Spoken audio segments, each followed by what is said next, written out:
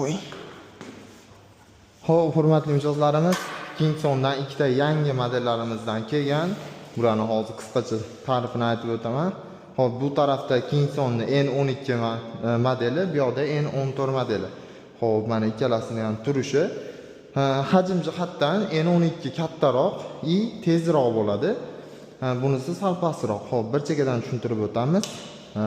N14 modelimiz 450 vatli motor bilan jihozlangan. Maksimal tezligi 40 gacha chiqib beradi. Zapas hodi ham 40 km gacha yurib beradi. Xo'p, bu samokatimiz og'irligi ko'tarishiga keladigan bo'lsak 100 kg, 120 kg gacha ko'taradi.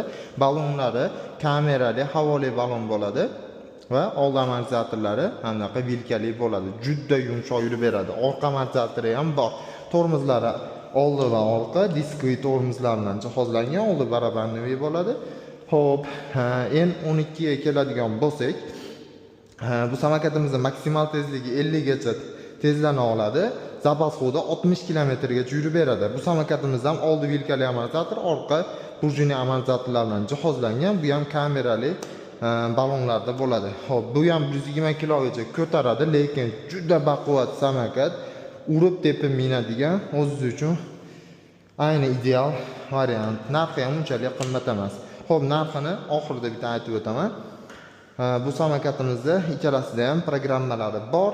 Programmasiga ulab polniy hamma funksiyalarini ishlatsanglar bo'ladi va xarakteristikalarini hammasini ko'rib tursanglar bo'ladi. Bu samokatimiz yig'iladi, ikkalasi ham ruldan bemalol kompaktni qilib mashinani orqa bagajiga ham ortib olsanglar bo'ladi. Lekin bularning turishiga qaranglar. Hop, esimdan chiqibdi, ikkalasini RGB chiroqlari albatta bor. Kechasi zo'r bo'lib yon beradi.